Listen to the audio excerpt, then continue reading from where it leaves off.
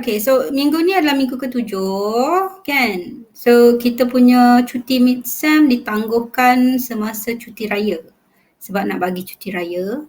So ke minggu 7, 8, 9 dan only you cuti mid-sem. Okay. Alright, so this week, this is officially we are going to nak kata start tak lah, we already start, but this is officially we are into the software architecture design topic. Yeah, so we have actually started since week 1. Yeah, I've given you some exercises and they are all about software architecture. And for today, it is where you start. You continue with the ADV2. Yeah, so today we are going into ADV2. We are finished with ADV1 topic. Okay. Baca kartun tu, apa maksud dia? Dia kata software architecture is not for the weak-hearted. Yeah, so architecture design is actually, it's not hard, but because it's design thing, so you have to have lots of experiences before you can design something. You have to know a lot, yeah, before you can design an app.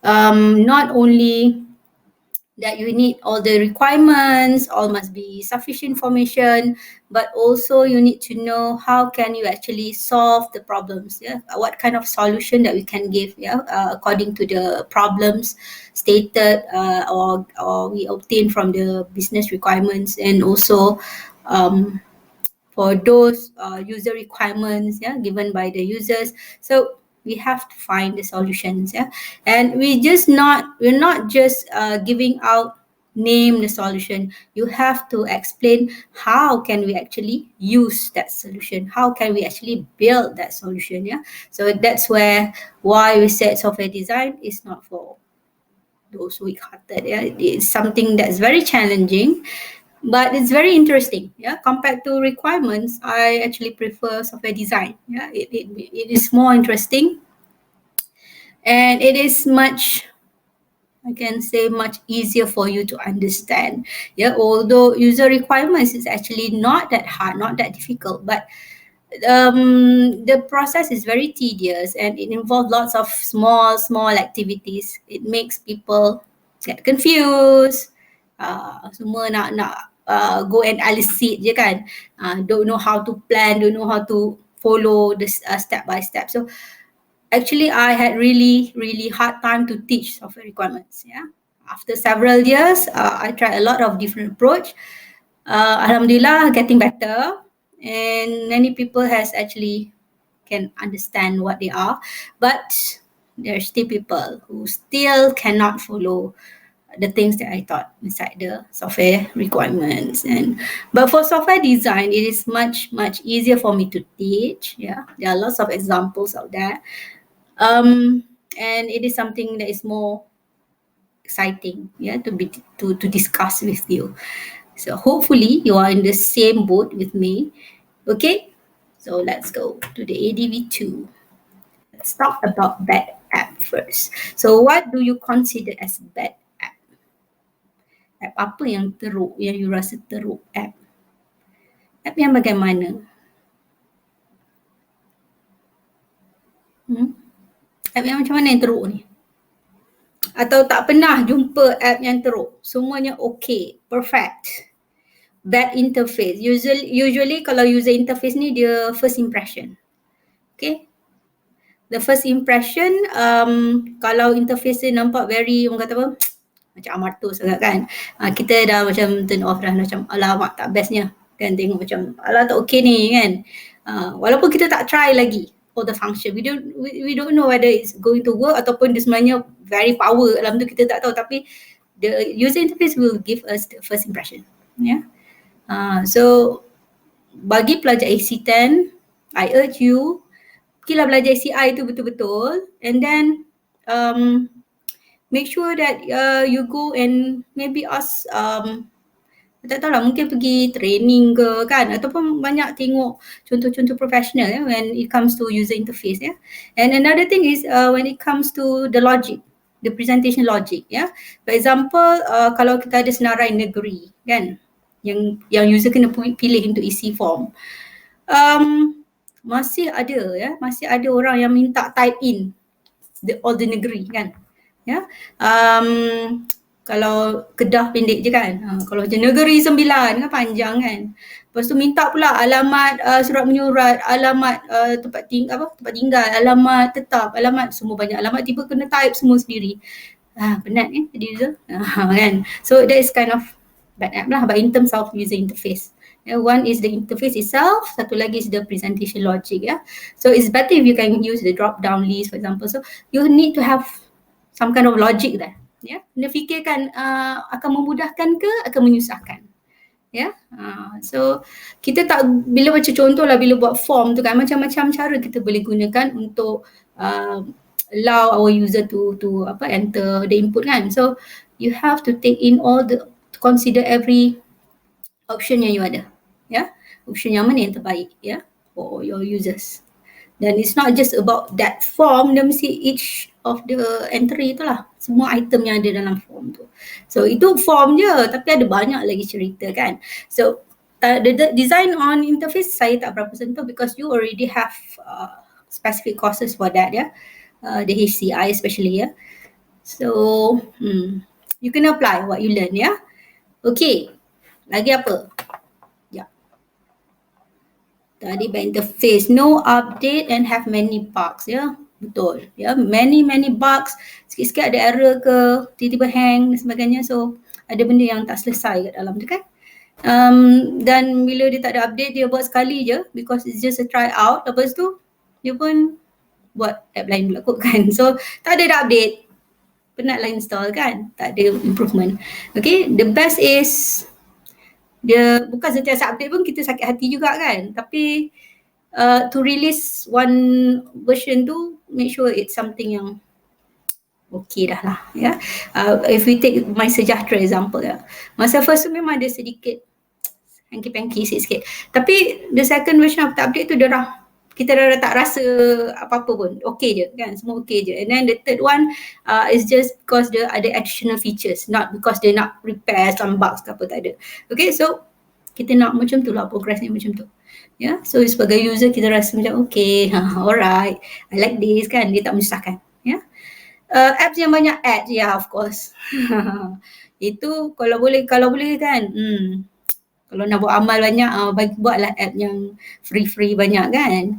Okay, tapi some people they actually build apps because they want to get some income kan. So kita boleh kata apalah, kalau tak nak ad then bayarlah kan.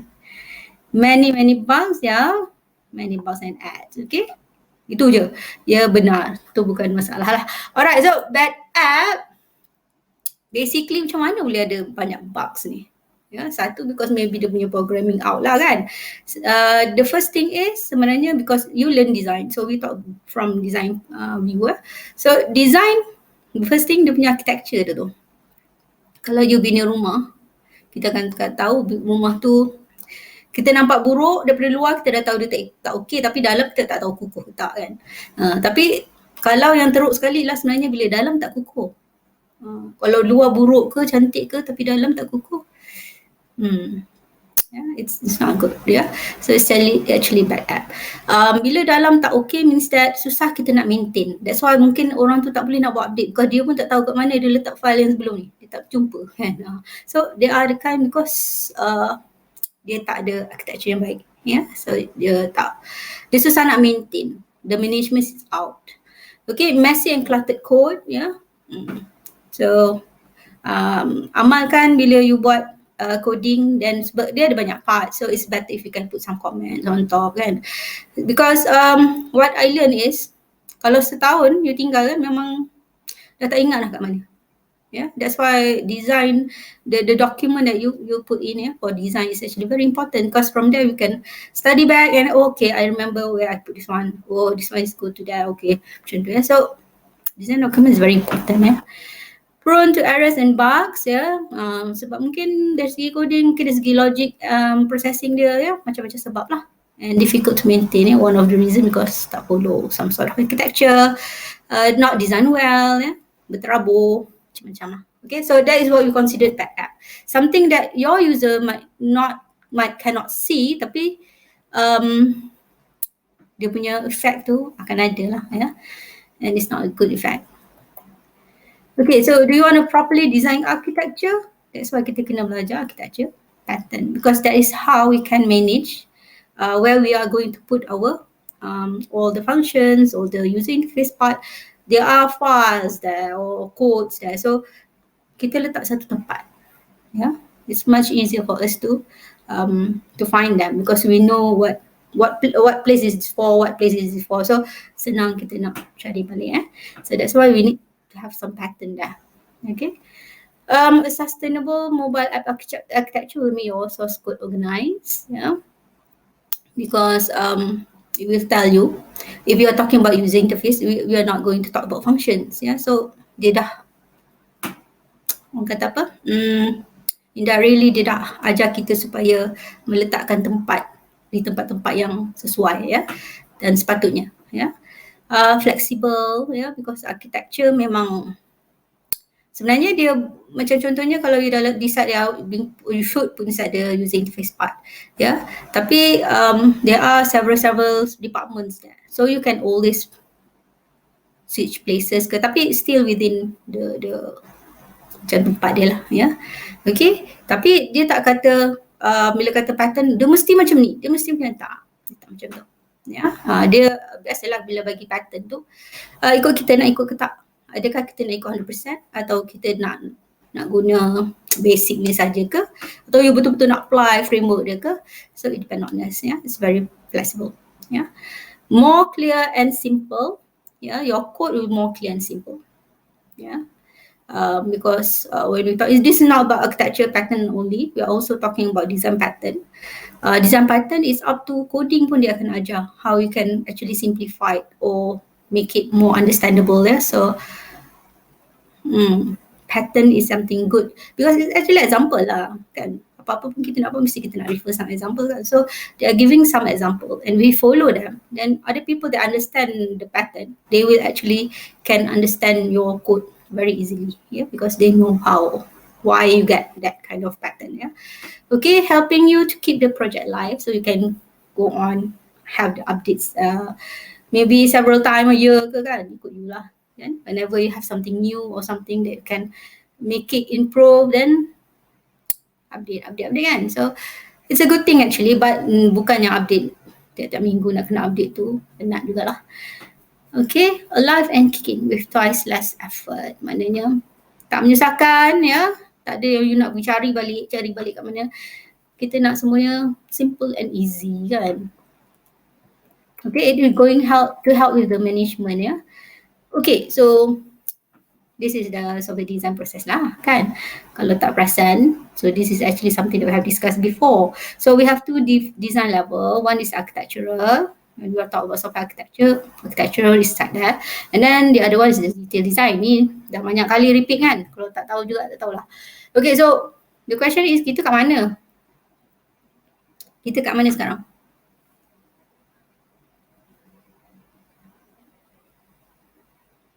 Build or update architecture diagram. Kalau you dah buat ADV1, okay, meaning that you have built your architecture diagram. The first one. Okay? And then you go to define them. Define them means that bila kita start ADV1, so we define what are the components should be inside our ADV1, right? So kita dah selesai build the diagram, the first one, the basic one, and then we start defining all the components. Okay? So that is where you are. You should be there lah. Maksudnya sekarang, ya, with your project.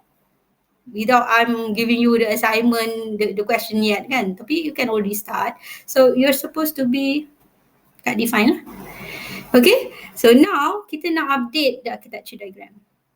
So kita dah pusing another cycle now. Okay. So kita nak update the architecture diagram. So we are going into ADV2. Alright. So when you are doing ADV2, so kita nak update the architecture diagram, kita perlu decompose. Okay, so basically mula-mula kita ada that one box tu kan, just tulis nama app kita. And now kita nak start decompose mean kita give some meaning into the box, inside the box. Dia bukan lagi just one box and Tak ada apa-apa. Yeah, just ada nama. No, now it's going to be something in there. Alright, so and the rest will be remain like that. Because kita dah define during the first cycle tu. So maknanya kita akan stop di situ. Bukan stop lah, maksudnya kita akan tumpukan pada the inner body of the box of the app lah. Okay? Detail design belum sampai lagi. You are still inside the architecture design level, ya. Okay. Time to decompose. Alright, so ini example yang lama, ya. So as you can see the ADV1, where the app, kan, just one box and the name of the app. Okay, ini contoh lama, so dia sebenarnya bukan macam ni. Dalam you punya nota saya dah update, ya. Tapi yang ni saya lupa nak tukar. So sebenarnya yang ini, all the components that we define in ADV1, it has to be the same, similar. It has to be at the same position, it has to be the same look, ya. Macam ni saya dah tukar kan, for this one as a database tu, dah tukar je macam ni. Tapi kat sini tak tukar, kat sini tak tukar, which is not good. Ini maksudnya information tak sync, ya, tak sama. Ya. Kalau you nak guna yang ini, make sure you tukar semua ni. Okay, but when you're doing ADV1, mula-mula memang roughly you draw macam ni je. Ya, roughly you draw macam ni je. When it comes to ADV2 pun roughly you draw macam ni je. Tapi bila masuk ADV3, kita start nak cantik kan, dia nak refine betul-betul kan. So kita dah start tukar mana-mana simbol yang kita boleh tukar, kita tukar kepada yang lebih menarik lah. Ya, contoh macam mobile app here, kita boleh put in mobile app-nya icon ke atau image ke kan. Okay, just because you want to make it more interesting to look at, ya. And then whenever you have changed this into something new, meaning that the version of this has to change, so you have to update this. So yang ini tadi dah tukar je ni, so yang ini juga kena tukar, yang ini juga kena tukar. Meaning that we are going back just to update. So to make sure that all this view, they have the same item inside the diagrams. Yeah, especially the things that outside the app now. Okay, got that? Okay, the things that will change is just inside the box, the red colored box here. Yang luar ni akan sama. Faham tak? Faham tak? Sebab nanti kalau time hantar assignment, kalau tak faham dan you buat benda salah, maka kena tolak lah kan? Faham ke tak? Okay. Faham? Boleh saya proceed? Okay.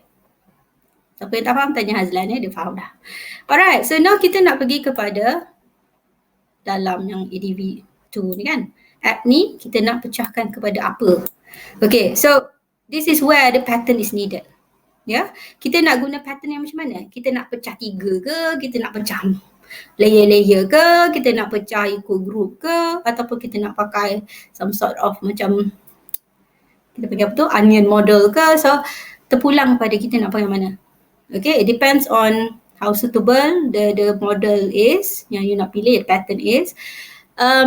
But there are disadvantage dengan advantage, so you can fikirkan lah which one is better for you. So for the example, I use this one, but this is paling basic lah, senang nak tunjuk. Okay, so I choose this one, the layer one, layer architecture nama dia ya. Okay, and nanti kita, okay, masa ADV2, kalau you nampak black box ya.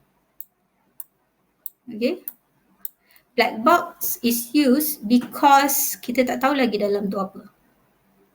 Kita just kata kita nak pakai pattern tu, tapi we haven't refined the inner app lagi, so we don't know yet berapa banyak department akan ada dalam tu, berapa banyak functions yang akan ada dalam tu, what kind of UI, you ada form ke, ada main menu ke, so we haven't decided to that yet.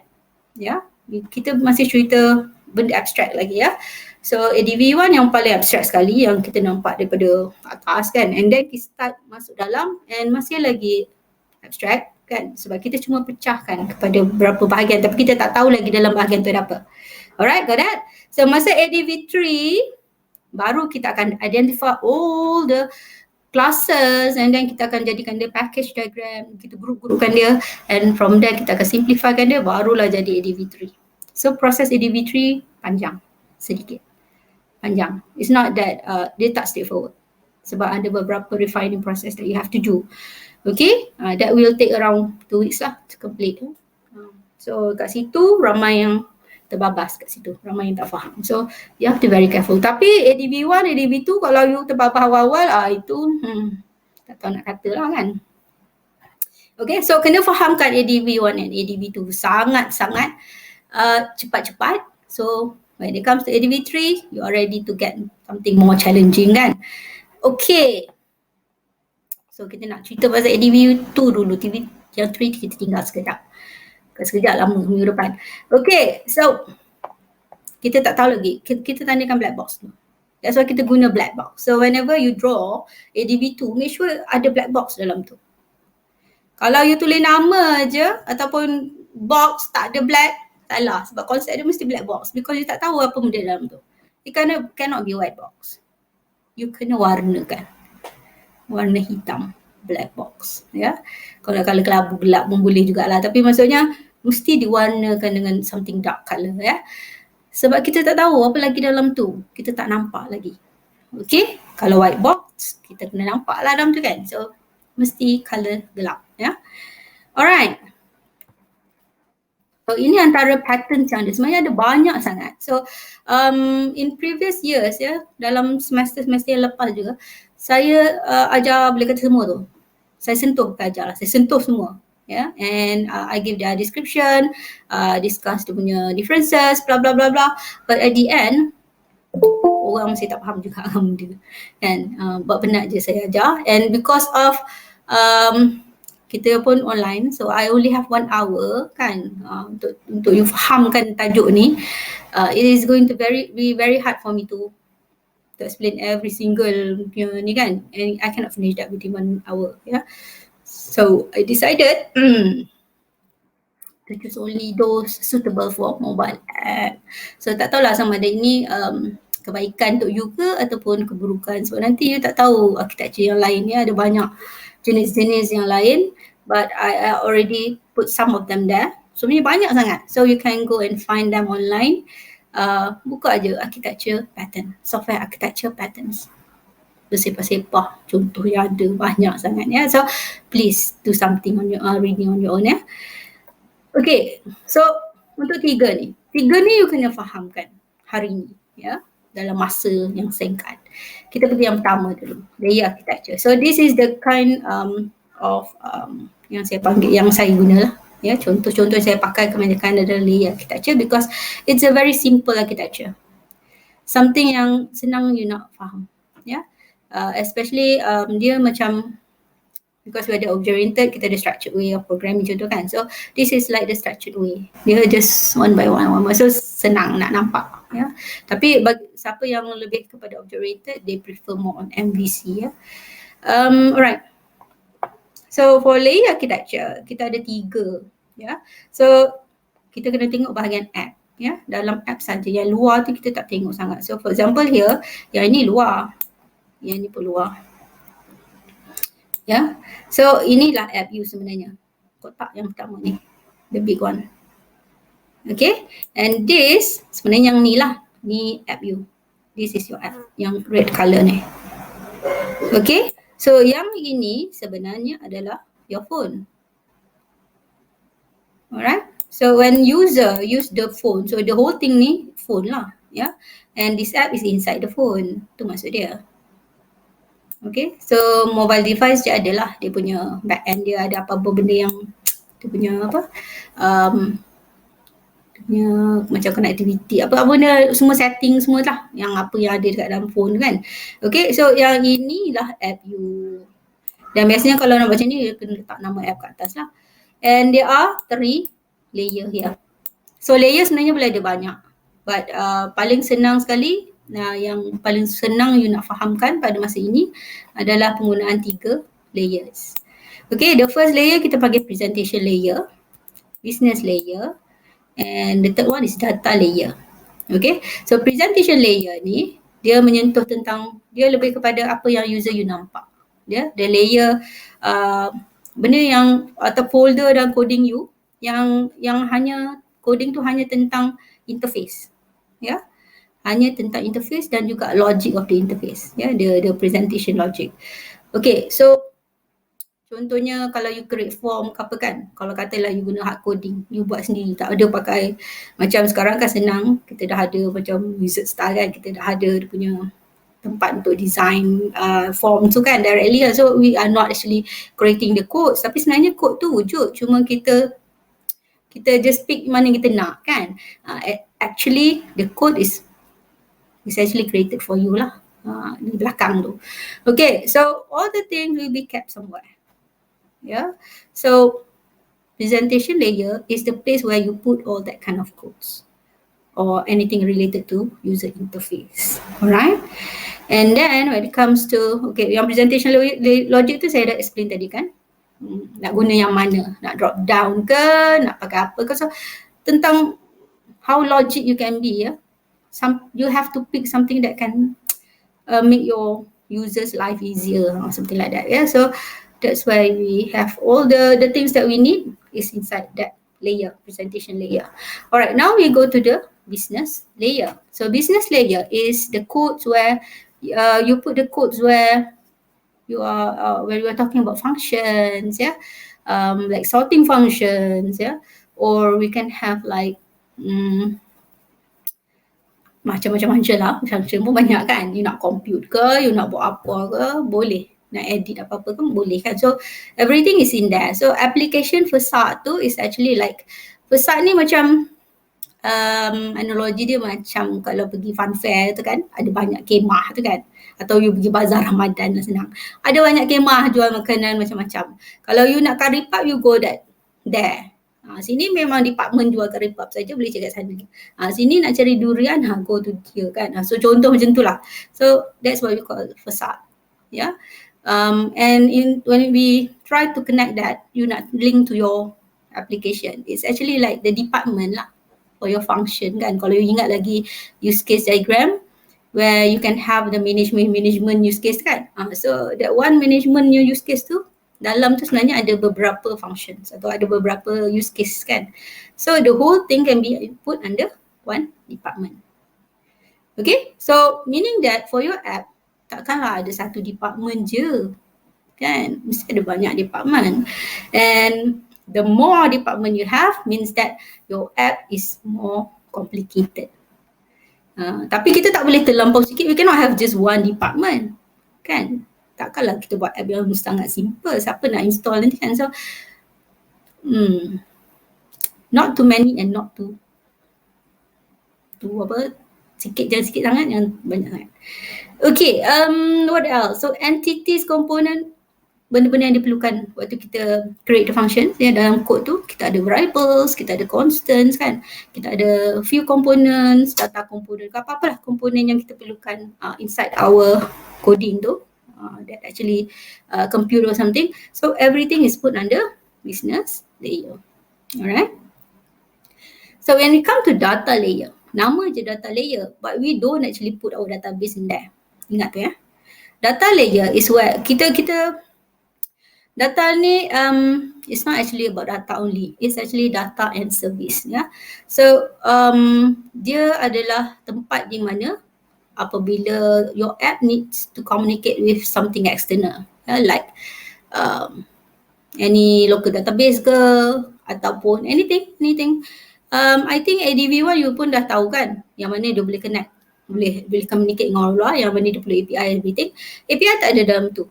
Usually API tak ada dalam tu, tapi dia ada something yang connect the app with the API. Or told API to do whatever. Ataupun dia wujudkan the relationship, the connection between those outside there. So that is where kita perlukan data layer. So tak kisahlah macam service, kita kata kita nak pakai Google Map kan. So kita gunakan Google Map Service API. So there are one coding yang you kena setkan dalam data layer ni, yang mana dia akan minta connect to that API, the Google Map Service API tu kan. So ada part untuk kita kena sebut dalam app kita yang kita sebenarnya nak pergi ke API tu. So barulah boleh pergi ke API tu, and from that API kita dah boleh access to the Google Map, Google Map Service. Alright.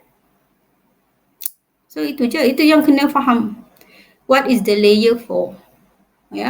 kena faham each of the layer untuk apa. So whenever you create your own design nanti you tahu kat mana nak letak that classes. Ya. Sebab semua benda kita akan jadikan kelas kan. Benda adalah kelas. So benda semuanya akan jadi classes and kita nak tahu kat mana kelas tu akan diletakkan antara 3 tempat ni. So kalau misal kata dia another thing is sebab kita dah tahu dia ada framework ataupun dia ada layer macam ni. So whenever you finish doing something and then you say oh lepas ni nak kena save dalam database ni. Daripada business layer you cannot go straight to that database. Because you kata you pakai these 3 layer. So whenever you want to create something to connect with database, you have to create something inside the data layer. Okay? Itu antara kelebihannya kebaikan guna architecture. So kita tahu yang kita kena wujudkan benda tu. Sebab mengikut architecture ni kita kena wujudkan that connection you code kan. So you pun akan kena wujudkan lah. Ya? Kalau tak you lupa. You rasa macam, oh kita hantar je database. Kita bila cerita design, kita kena cerita detail. What are the components you need? Nak connect ke mana? Siapa yang nak connect ni? So nak simpan kat mana benda ni? So benda tu semua you kena fikirkan waktu design. Okay, so masa ADV 2 memang kita tak nampak lagi benda ni. Masa ADV 3 tu lah. Ya? Ada banyak benda yang kalau orang tak gunakan, dia tak maksimumkan penggunaan architecture ni, dia tak faham kenapa dia kena guna architecture, dia akan miss banyak benda. So kita tengoklah nanti ya siapa yang miss tu. Okay, yang ni dah cerita tadi. Right, ni contoh lah. Ya, contoh yang diberikan. Dia kata dari segi mula-mula user. Okay, user guna phone, buka app. Okay, so katalah guna dia nak submit something through the app lah. Okay, so dalam cerita untuk department tu je lah ya. So dia pun user lah. User press submit button. So submit button tu ada kat mana? Kat sini dalam user interface. So presentation logic dia, you dah decide nak pakai submit button kan. So benda ni dah ada lah. Tapi user tak nampak ya. Ni semua benda user tak nampak. User nampak user interface ni. Tapi benda yang you dah pilih for the logic, submit button ni nampak lah. You kata you nak pakai submit button, bukan nak kena hantar email ke apa. So user interface nampak submit button. And that submit button actually derived from presentation logic lah. Okay, so itu yang user nampak. Selepas daripada tu user tak nampak because business dan data service is actually di belakang interface tu. Kalau you ada phone kan, depan tu is the interface. Bila tekan something, you tak nampak pun apa benda berlaku.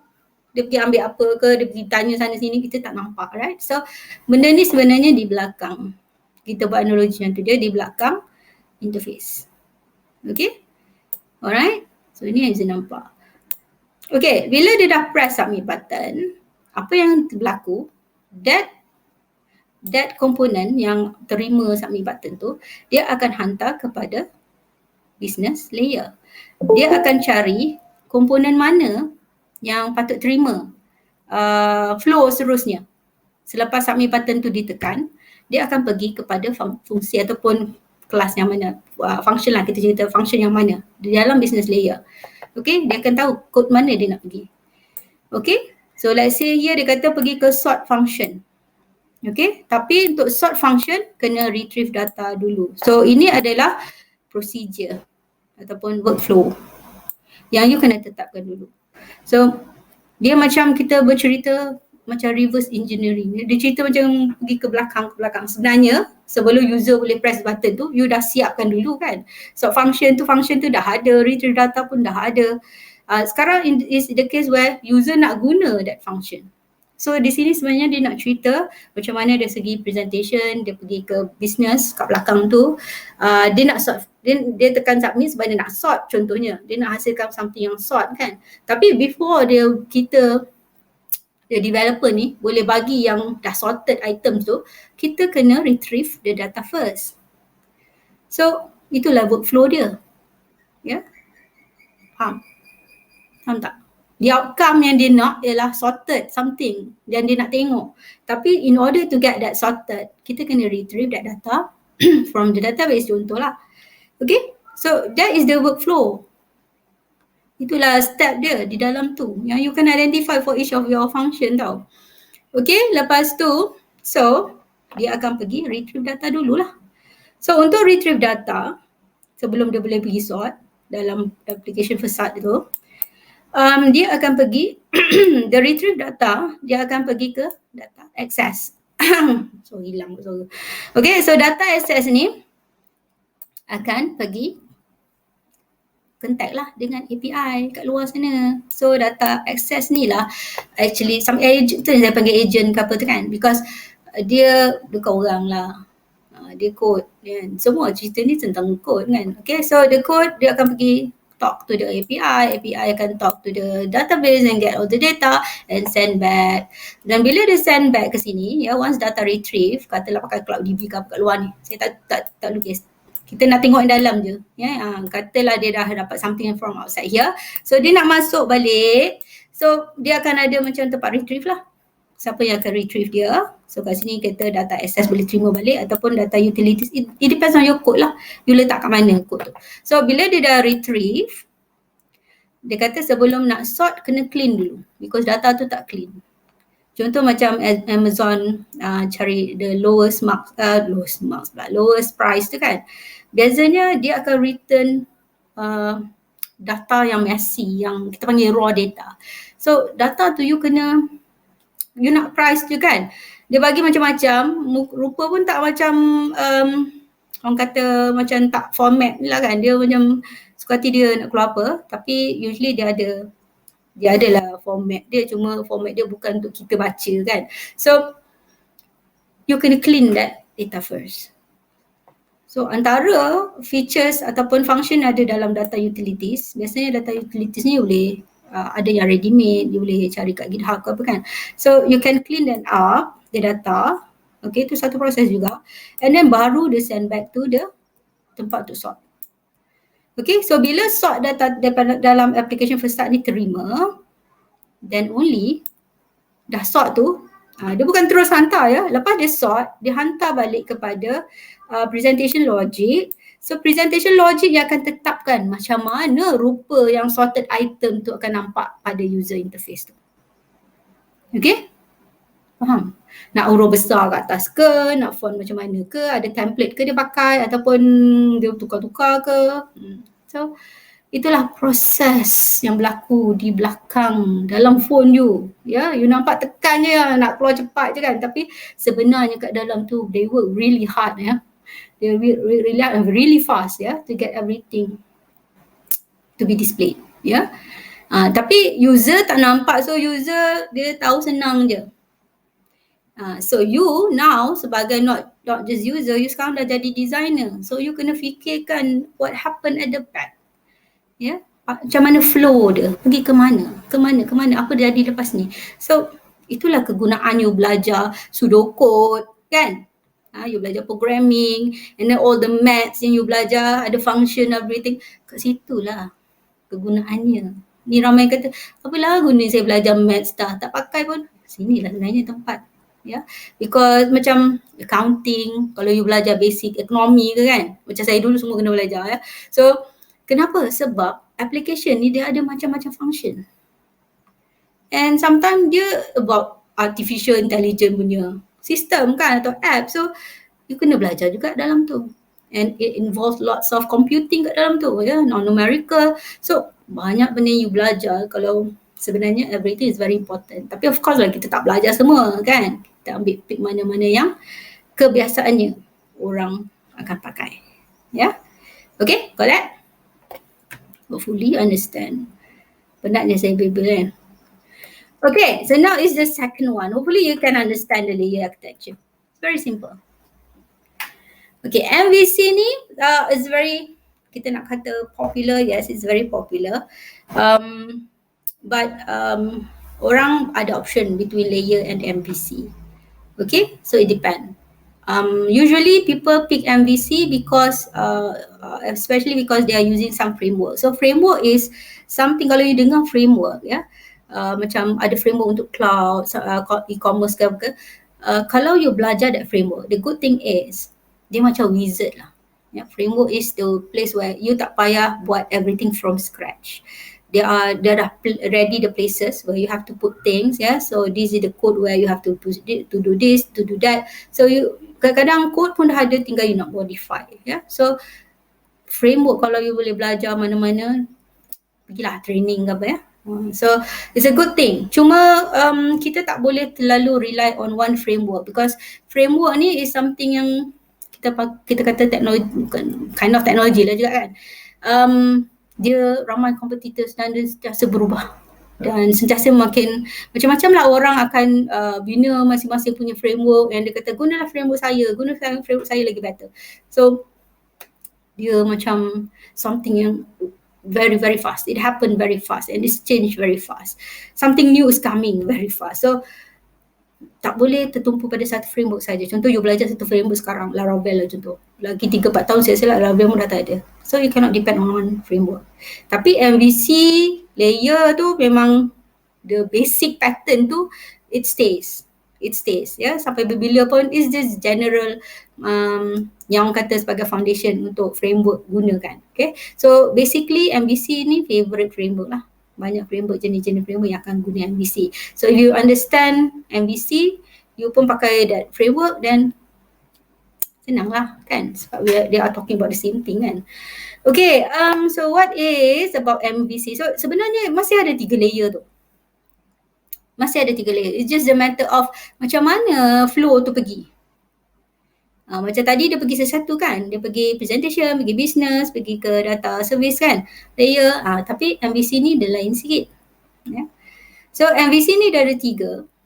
Dia tak ada business semua tu. Tapi sebenarnya lebih kurang. Alright, dia ada model, controller, view. Dia ada 3 juga. Model, controller, view. View ni nama pun view. So it's more like the user interface lah. Okay, so pergi sebelah lah. Okay, dia masih bawah layer, cuma dia adalah something extended. Dia ada cerita dia lain sikit, ya. Tapi dia punya basic 3 layer tu lebih kurang je.